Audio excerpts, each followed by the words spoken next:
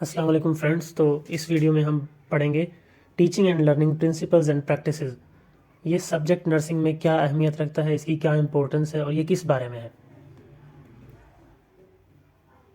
Teaching and learning principles and practices, इस subject में हमारा मेन फोकस टीचिंग मतलब पढ़ाने एंड लर्निंग मतलब पढ़ने के जो प्रोसेसेस हैं उनको बेहतर करने पर होगा कि कैसे हम टीचिंग एंड लर्निंग पढ़ाने और पढ़ने के प्रोसेस को बेहतर कर सकते हैं। अब इसको बेहतर करना क्यों है, क्योंकि ये दोनों ही रोल्स जो हैं वो एक नर्स की करियर में बहुत ज़रूरी हैं।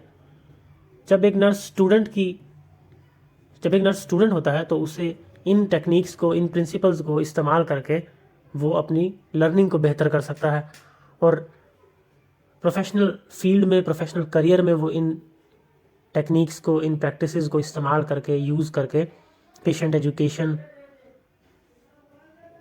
और कलीग्स को और कम्युनिटी को अपने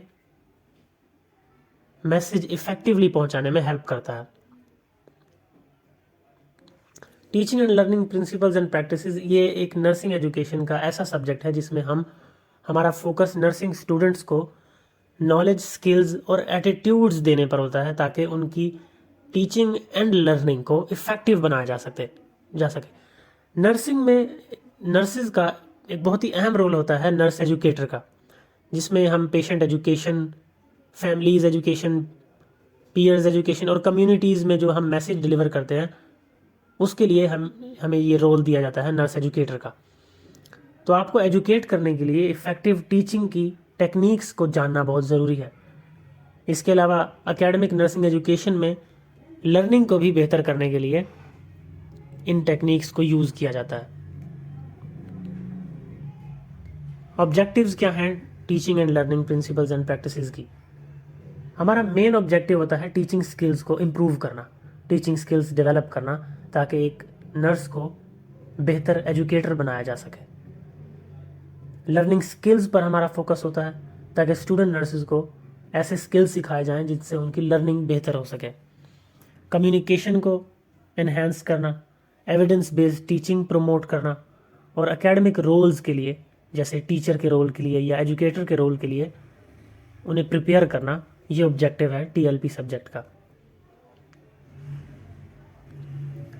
टीचिंग स्किल्स क्यों ज़रूरी हैं? ताकि नर्सेज जब अपना रोल, एजुकेटर का रोल अदा करती हैं पेशेंट्स को टीच करते हुए, फैमिलीज़ को या कम्युनिटी प्रोग्राम्स में, वो उन्हें इफ़ेक्टिवली परफॉर्म कर सकें, मतलब अपना मैसेज इफ़ेक्टिवली डिलीवर कर सकें पेशेंट्स को, अपनी बात समझा सकें फैमिलीज़ को डिज़ीज़ पर या उनकी प्रिवेंशन पर या किसी ख़ास नर्सिंग के प्रोसेस पर।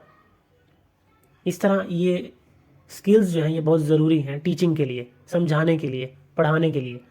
लर्निंग के लिए ये बहुत ज़रूरी हैं ये skills, communication, evidence based teaching और एकेडमिक रोल्स। जैसे अगर कोई नर्स आगे जाकर एकेडमिक करियर चूज़ करता है, मतलब पढ़ाना उसका शौक़ है और वो आगे जाके टीचर या एजुकेटर बनना चाहता है, तो ये सब्जेक्ट उसकी हेल्प करता है।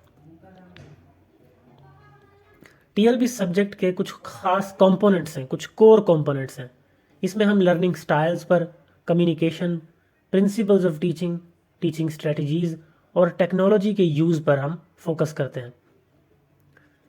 Principles of teaching and learning, इनमें कुछ खास तरह की थ्योरीज हमारे पास हैं जिनमें कुछ साइंटिस्ट्स और साइकोलॉजिस्ट्स ने बिहेवियर और कॉग्निशन और कंस्ट्रक्टिविज्म पर अपनी अपनी थ्योरीज प्रपोज की थी। आगे चलकर हम इस यूनिट में, इस सब्जेक्ट में हम इन थ्योरीज के बारे में पढ़ेंगे। एडल्ट लर्निंग प्रिंसिपल्स के कैसे बदलती उम्र के साथ पढ़ने और पढ़ाने के स्टेजेस चेंज होते हैं, टीचिंग के प्रिंसिपल्स, इन सब को हम आगे जाकर डिटेल में पढ़ेंगे। लर्निंग स्टाइल्स एंड मेथड्स, जिनमें विजुअल, ऑडिटरी, काइनेस्थेटिक कि कैसे हम डिफरेंट लर्निंग स्टाइल्स की हेल्प से बेहतर तरीके से इफ़ेक्टिवली टीच कर सकते हैं या लर्न कर सकते हैं। इसके अलावा lectures, demonstration, role play, group discussions, ये सब हमारी कैसे हेल्प करते हैं टीचिंग और लर्निंग में।